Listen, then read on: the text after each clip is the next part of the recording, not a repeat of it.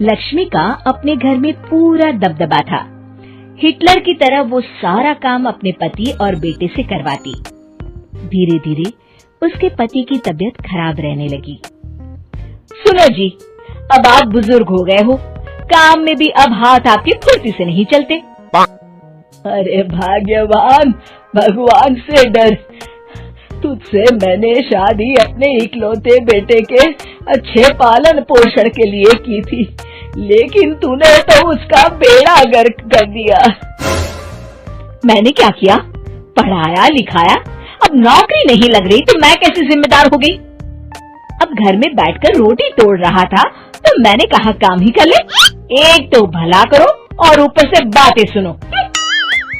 तभी सारंग वहां आ जाता है। बहुत भूख लगी है माँ, कुछ खाने को दे दो।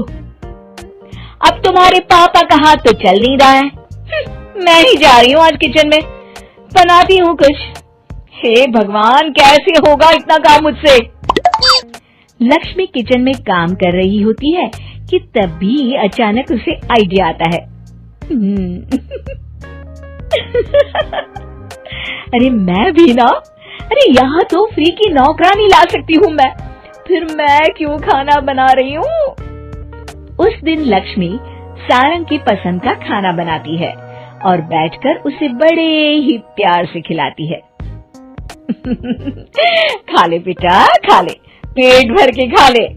अरे रुक, मैं तेरे लिए ना गर्मा गर्म रोटियां लाती हूँ। सारंग और उसके पिता एक दूसरे की ओर बड़े ही हैरानी से देखते हैं। बेटा सारंग, जरूर दाल में कुछ काला है, वरना ये औरत तो हमें बासी खाना भी सुकून से ना खाने दे। सुनील की बात लक्ष्मी सुन लेती है और जोर जोर से चिल्लाने लगती है। अरे हाँ, भलाई का तो जमाना ही नहीं रहा। एक तो आग में खुद को जलाकर तुम लोगों के लिए खाना बना रही हूँ और ऊपर से तुम्हें दाल काली लग रही है। अरे माँ, पिताजी का ये मतलब नहीं था, तुम बुरा मत मानो। अरे हाँ बेटा, तू कहता है तो मान लेती हूँ। लक्ष्मी सारंग के पास बड़े ही प्यार से बैठ जाती है और फिर कहती है, बेटा मैंने ना तेरी शादी करने की सोच ली है। अब तेरे पिताजी के हाथ भी नहीं चलते, तो सोच रही हूँ तेरे लिए बीवी ले आऊं। अब पता नहीं ना मैं भी कब मर जाऊं। अब ऐसे भाग्य भी कहाँ है हमारे। क्या कहा? अरे हाँ, तुम तो चाहते ही हो कि मैं मर जाऊं, लेकिन मैं अपनी प्यारी बहू का चेहरा देखे बिना नहीं मरूंगी। हाँ माँ, शादी तो मैं कर लूं, लेकिन मैं नौकरी नहीं करता, फिर कोई क्यों देगा मुझे अपनी बेटी? अरे क्यों नहीं देगा बेटी? इतना बड़ा घर, खेल खलियान है, किस चीज की कमी है हमारे पास? जो आएगी राज करेगी, राज।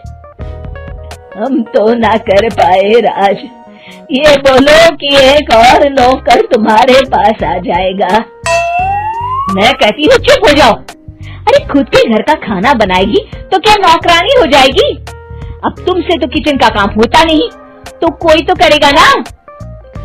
ठीक है माँ, तुम जैसा सही समझो बस।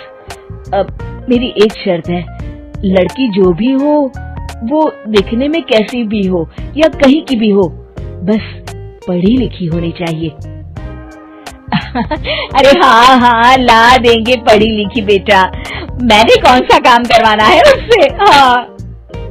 और फिर एक दिन पास के गांव की ही रति से सारंग की शादी हो जाती है। रति दिखने में बहुत ही सुंदर थी, साथ ही साथ काफी पढ़ी लिखी थी। रति को लक्ष्मी के सौतेले होने की बात पता नहीं थी। शुरू में जब रति ने सारंग को घर का काम करते देखा तो हैरान रह गई। अरे ये तो अच्छी बात है कि आप घर का काम करते हैं, लेकिन मैं तो घर में ही हूँ ना, आप क्यों कर रहे हैं जी? जाइए आप नौकरी के लिए अप्लाई कीजिए ना।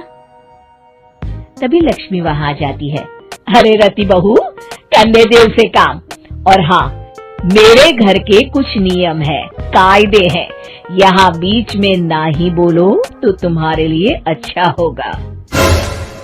रति को लक्ष्मी की बात कुछ अजीब सी लगती है। वो समझ नहीं पाती है कि वो ऐसा व्यवहार क्यों कर रही है, लेकिन उसे लक्ष्मी के सौतेले होने के बारे में कुछ पता नहीं चलता है। फिर एक दिन तो हद ही हो जाती है।